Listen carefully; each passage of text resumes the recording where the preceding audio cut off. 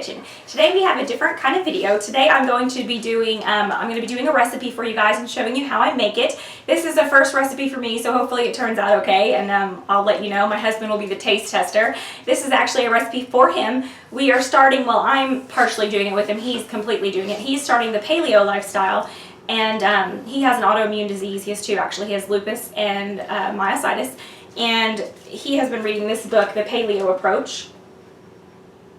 And I will link this down below. I believe he purchased it on Amazon. If any of you do suffer anything, certain kind of illnesses, I know this is mostly autoimmune stuff, but there's a lot of other illnesses that he has seen in his research that this diet also helps and just makes people feel so much better, cutting out all of the processed and chemicals and whatnot in their food. So this is my first attempt at baking him some goodies for that is in the paleo lifestyle. Excuse the dog there, he's crying because there's food in the background. So as I've mentioned in the description of my channel, my channel won't just always be beauty. So today I'm just here lounging around in my kitchen on a Sunday, and I'm gonna go ahead and cook for you guys. So comment down below, let me know what you think. I'll probably try to incorporate these every couple of weeks, like a cooking video, because one of my pastimes, I love to cook, I love to read, so I'll probably maybe give you some book recommendations in a couple of videos as well. And of course, pugs and makeup. Those are all my loves. So let's go ahead and get started. I will show you the ingredients, and I will link this recipe down below where I got it from. It is a blogger. She has a great website if you do like gluten-free paleo stuff.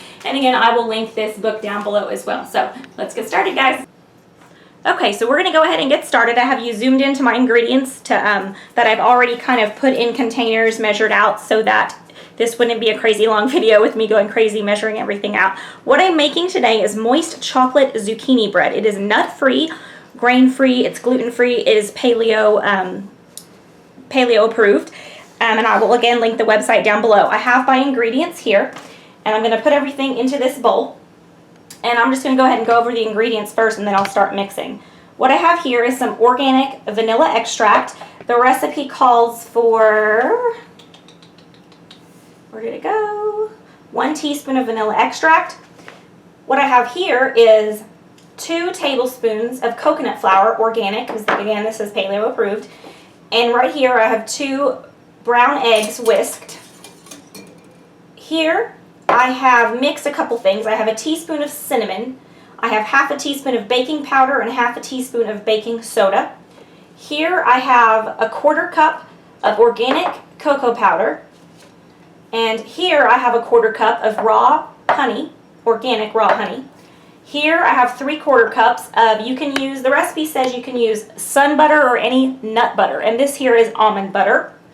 And then here I have 1.5 cups of shredded zucchini, and you can use this if you don't have a food processor. I use my food processor adapter that shreds things and grates things, or grater, I guess you could say. You can use just a regular old cheese grater. It is kind of slower to get it done, but it does get it done. So that's how I did that. And then you want to also, in the recipe it mentions, zucchini is a very wet vegetable, so you want to wring it out. I emptied it all out to paper towels, and I just squeezed and squeezed and squeezed and got it as dry as I possibly could. It's still pretty moist, but it's not nearly as moist as it was. So basically, you preheat your oven to 375, which I have already done. And I also just mentioned, my husband's going out of town, so I'm baking this in some like throwaway type containers so he can bring it with him. And I have sprayed them with simply coconut oil just so it doesn't stick. I'm not sure if this will stick. Like I said, I've never made it before, but I thought it probably will if it's like a bread. So first it just tells you to shred your zucchini, which I have done. Once it is shredded, you of course take the moisture out, which I have done, and then you place it in a bowl with the rest of your ingredients. So let's go ahead and get all these ingredients into the bowl.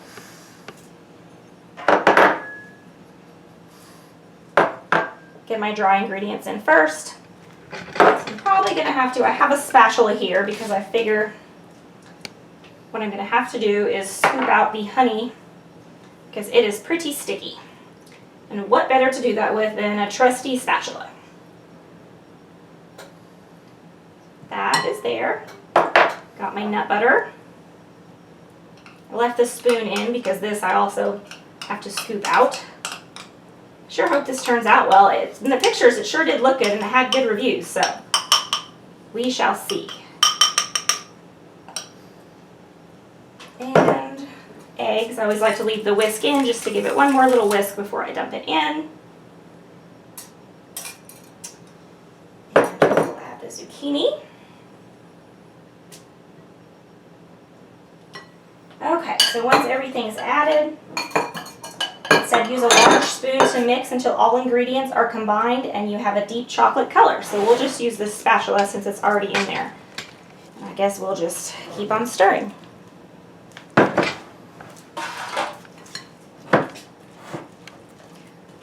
Smells chocolatey.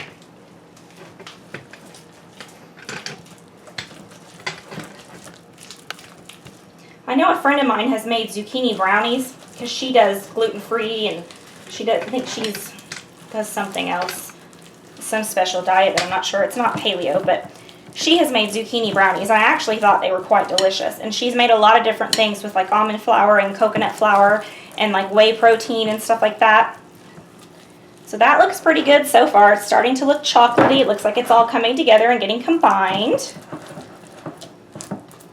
Just scooping off the sides, make sure I'm getting everything nice and combined there. So far it looks good. The zucchini just seems to kind of just blend in. And I have, like I said, I have had just regular zucchini bread as well. I think the zucchini in the bread just makes it super moist and delicious. And you don't, if you've never had anything with zucchini baked, you don't taste the zucchini. You don't see it once it's baked. So, all right, let's go ahead and get this in a pan.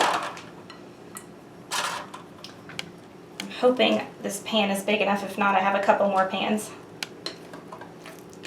It's not my typical pan I use, but yeah, that's gonna fit.